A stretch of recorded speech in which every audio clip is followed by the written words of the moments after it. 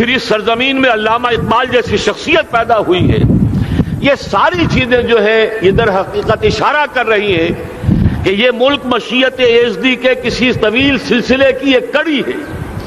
اور وہ سامنے آ گیا تھا کہ سن 47 میں یہ قائم ہوا ہے اور پورے 9 مہینے بعد 14 اگست اور 13 مئی 14 اگست سن 47 اور 13 مئی سن 48 پورے 9 مہینے بعد اسرائیل عالم وجود میں آ گیا. اللہ تعالیٰ نے اس عالمی بیماری اس کے لیے جو علاج ہے وہ پہلے پیدا کیا ہے.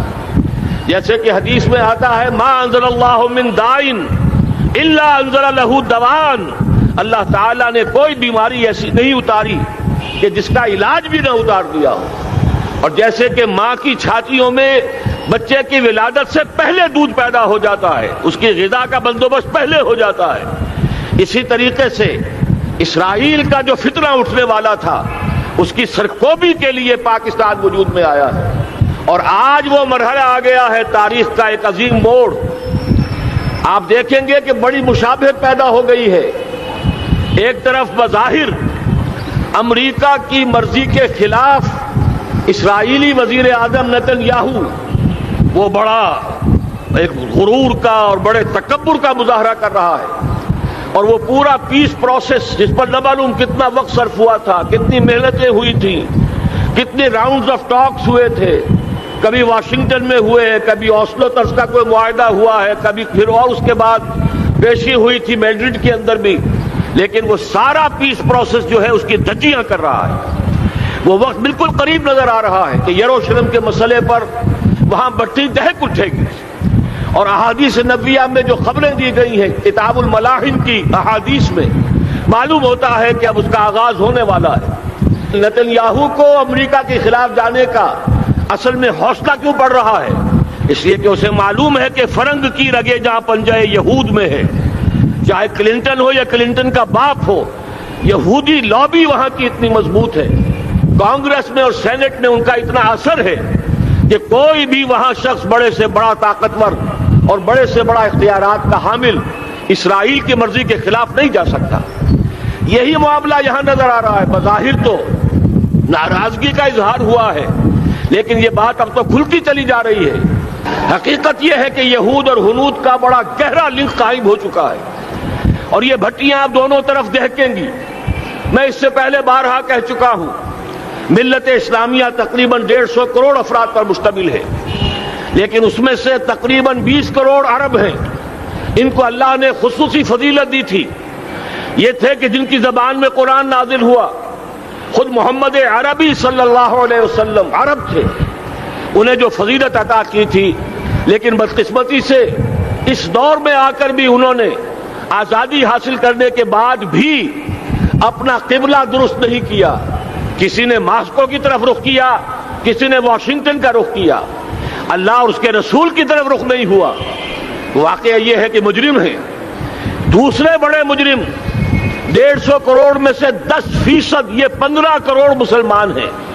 حالیہ جو سینسس ہمارا ہوا ہے اس کے بعد اندازہ ہو رہا ہے کہ یہاں کی آبادی 15 کروڑ ہو چکی ہے.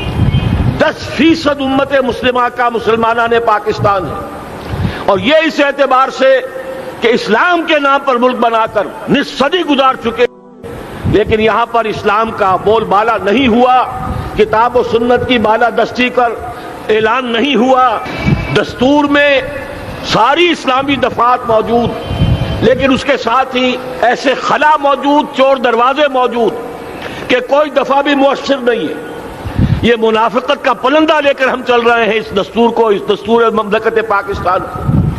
لہذا واقعہ یہ ہے کہ یہ بھٹی جو ہے اب ہماری آزمائش کے لیے آگ آد ابراہیم ہے، نمرود ہے. کیا کسی کو پھر کسی کا امتحان مقصود ہے؟ اس لیے میں نے وہ آیت بھی آپ کو سنائی وَلَنَبْلُوَنَّكُمْ بِشَيْءٍ مِّنَ الْخَوْفِ وَالْجُوعِ. آج کی صورتحال پر غور کیجئے کس درجے یہ الفاظ ہمارے جو ہیں وہ ثابت ہو رہے ہیں اور جس اپلائی ہو رہے ہیں. ایک خطرہ پیدا ہو چکا ہے. واقعہ یہ ہے کہ کوئی کرائسس ہو، کوئی خطرہ ہو، کوئی اندیشہ ہو تو قوم جاگ جایا کرتی ہے. اور اس کے بعد حقیقت یہ ہے اگر ہم نے جرأت کر لی، اور مجھے یقین ہے کہ ہو جائے گا، کچھ لیت و لال ہے، کچھ تاخیر ہے، حکومت کے کچھ اعلانات دو طرفہ سے بھی آ جاتے ہیں، لیکن مجھے یقین ہے یہ دھماکہ ہوگا، یہ مشیت ازدی ہے، یہ شدنی امر ہے، یہ ہوگا۔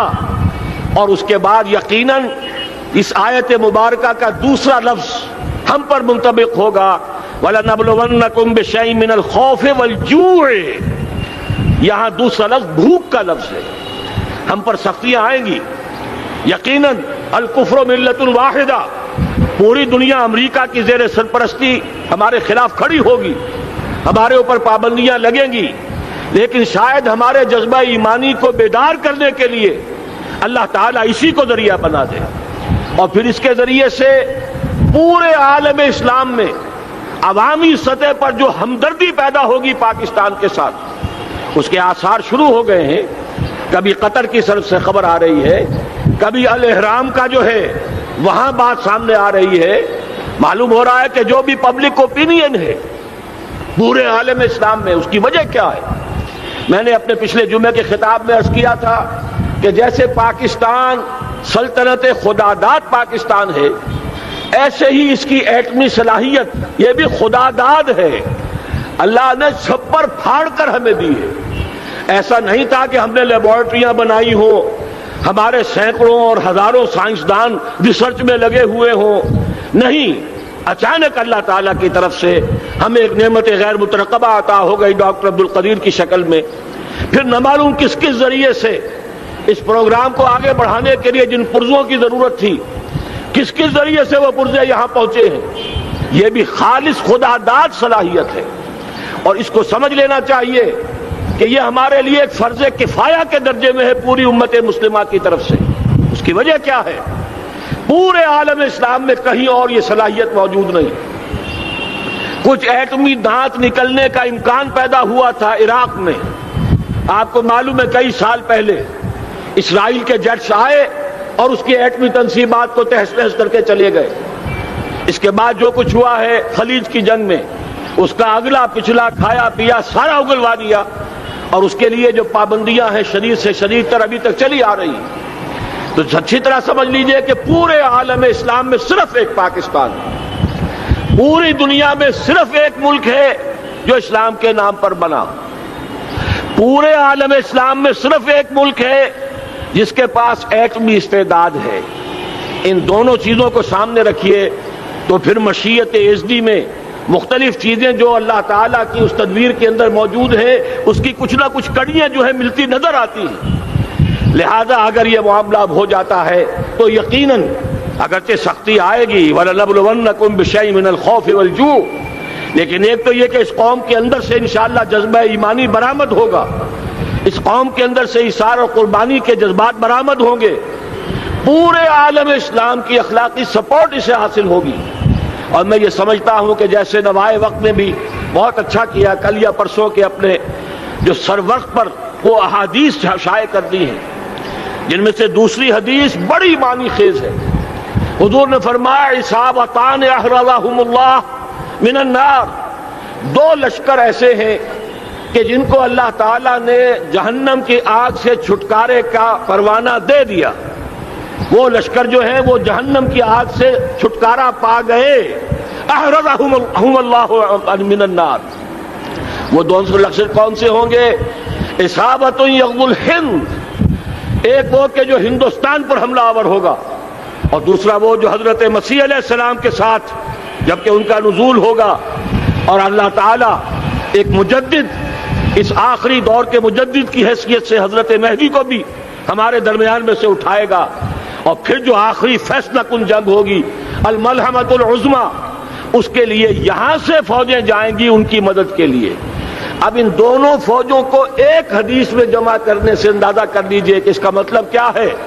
یہ علاقہ پاکستان اور اس سے ملحق افغانستان، یہ علاقہ ہے کہ جو اسلام کا گہوارہ پہلے بنے گا، یہاں سے فوجیں جائیں گی، اور دائیں بھی اور بائیں بھی، مشرق میں بھی اور مغرب میں بھی، اور یہیں سے انشاءاللہ تعالی اسلام کا جو عالمی غلبے کا جو وعدہ ہے اللہ کا، کی خبر دی ہے محمد الرسول اللہ صلی اللہ علیہ وسلم نے کہ لا يبقى على الارض بیت وبر ولا مدر الا ادخله اللہ کلمۃ الاسلام، اس روئے ارضی پر کوئی گھر بچے گا نہ خیمہ بچے گا جس میں اللہ تعالیٰ کلمہ اسلام کو داخل نہ کر دے۔ وہ حدیث کے جس کے بارے میں فرمایا گیا، حضور نے ارشاد فرمایا، حضرت ثوبان سے روایت ہے کہ اللہ تعالیٰ نے میرے لیے ساری زمین کو سمیٹ دیا۔ ان اللہ زوالی الارض فرأیت مشارقہا و مغاربہا، میں نے اس زمین کے سارے مشرق دیکھ لیے، سارے مغرب دیکھ لیے، لیکن یہ جان لو ان امتی سیبلغ ملکہا ما ذُوِّ لِی منہا، میری امت کی حکومت ان تمام علاقوں پر قائم ہو کر رہے گی جو پوری زمین کو لپیٹ کر مجھے دکھا دیے گئے۔ یہ وعدہ پورا ہونا ہے، اور اس وعدے کا نقطۂ آغاز یہی سرزمین، اور جیسا کہ ہمیں افغانستان میں آثار نظر آ رہے ہیں، ایک خالص دینی مذہبی حکومت قائم ہو چکی ہے۔ افغانستان کا 80% علاقہ امن کا گہوارہ بن چکا، علماء کی وہاں قیادت ہے اور حکومت ہے۔ یہ پاکستان اور افغانستان مل کر، جیسا کہ آپ کو یاد ہوگا میں نے جب تجویز پیش کی تھی کہ حکومت پاکستان فوراً تسلیم کرے طالبان کو، اللہ کا شکر ہے، میں یہ نہیں کہتا کہ میرے کہنے کی وجہ سے ہوا، لیکن بہرحال اللہ کا فضل ہوا کہ چند دن کے بعد ہی حکومت پاکستان نے تسلیم کر لیا طالبان کی حکومت کو۔ میری دوسری تجویز ابھی پینڈنگ ہے، پاکستان اور افغانستان کا کے درمیان کانفیڈریشن قائم کیا جائے۔ یہ ملک دونوں مل کر واقعتاً، کہ ایک نے واقعتاً 15 لاکھ سے زیادہ جانیں دے کر مرنا سیکھ لیا ہے، اور جو قوم مرنا سیکھ لے اسے کوئی مار نہیں سکتا، اسے کوئی شکست نہیں دے سکتا، اور ایک وہ قوم ہے پاکستان میں کہ جو 400 سال کی تجدیدی مساعی کے اثرات کی امین ہے، یہ اس کا تراث علمی ہے، چاہے وہ تحریک حضرت مجدد الفسانی کی تھی، چاہے وہ علمی تحریک شاہ ولی اللہ کی تھی، چاہے وہ تحریک جہاد سید احمد بریلوی کا تھا، چاہے اور جو بھی رجال عظیم پیدا ہوئے ہیں 14ویں صدی ہجری میں، ان سب کے اثرات یہاں موجود ہیں۔ یہ چیزیں مل کر وہ طاقت بنے گی کہ یہاں سے اسلام پھر پھیلے گا، مشرق کی طرف بھی مغرب کی طرف بھی۔ اصابۃ تغزو الہند و اصابۃ مع عیسیٰ ابن مریم، یہ چیزیں جو ہونی ہے الحمدللہ میں سمجھتا ہوں کہ اب تیزی کے ساتھ حالات اس رخ پر جا رہے ہیں۔ کہیں فرمایا ان ینصرکم اللہ فلا غالب لکم، اگر اللہ تمہاری مدد کرے تو کوئی تم پر غالب نہیں آ سکتا، وَإِن یخذلکم، اور اگر خدا نہ خواستہ اللہ تعالیٰ ہی اپنی مدد تم سے کھینچ لے، واپس لے لے، سلب کر لے، ان یخذلکم، تمہیں چھوڑ دے، فمن ذا الذی ینصرکم من بعد، تو پھر کون ہے جو تمہاری مدد کر سکے گا۔ اس مرحلے پر سیاسی جماعتیں اپنے جو ان کا مزاج ہے اس کے مطابق چاہتی ہیں کہ کیپٹلائز کریں، پولیٹیکل مفادات حاصل کریں۔ بہرحال میرے نزدیک ایک کنسنسس ہونا چاہیے، ایک نقطے کا دھماکہ ہونا چاہیے، اور نمبر 2 اللہ اور اس کے رسول کے ساتھ صلح اور اللہ کی مدد کی ضمانت حاصل کرنے کے لیے کتاب و سنت کی ٹوٹل بالادستی، پورے دستور پاکستان میں کوئی شے اس کے منافی ہو اس کو نکال کر باہر کر دیا جائے، نفاق سے پاک کر دیا جائے۔ جیسے دعا ہے اللہم ربنا طہر قلوبنا من النفاق، اسی طرح دعا مانگیے کہ اللہ ہمارے ملک کے دستور کو نفاق سے پاک کر دے۔ اور وہ ساری ترامیم جن کا کہ ہم نے ایک مہم بھی چلائی تھی، وہ ترامیم جس کا تقریباً وعدہ کیا تھا نواز شریف صاحب نے، جس کے لیے 2 مرتبہ ایک محفل میں کہا تھا راجہ ظفر الحق صاحب سے کہ راجہ صاحب پھر تیاری کیجئے اور دستور کی ترمیم کا بل تیار کیجئے، لیکن یہ کہ معلوم ہوتا ہے کوئی بڑا ہاتھ ایسا تھا جس نے روک دیا ہے۔ یہی ہاتھ ہے جو آج ہمیں ایٹمی دھماکہ کرنے سے روک رہا ہے۔ ہمیں چاہیے کہ یہ دونوں دھماکے بیک وقت کریں، اور ان دونوں دھماکوں کے بعد پھر چاہے دنیا کی کوئی طاقت ہماری دشمن بن جائے، ہمارے لیے اللہ تعالیٰ کی مدد و نصرت ہوگی۔ وَلَنَبْلُوَنَّكُمْ بِشَيْءٍ مِّنَ الْخَوْفِ وَالْجُوعِ وَنَقْصٍ مِّنَ الْأَمْوَالِ وَالْأَنفُسِ وَالثَّمَرَاتِ وَبَشِّرِ الصَّابِرِينَ الَّذِينَ إِذَا أَصَابَتْهُم مُّصِيبَةٌ قَالُوا إِنَّا لِلَّهِ وَإِنَّا إِلَيْهِ رَاجِعُونَ۔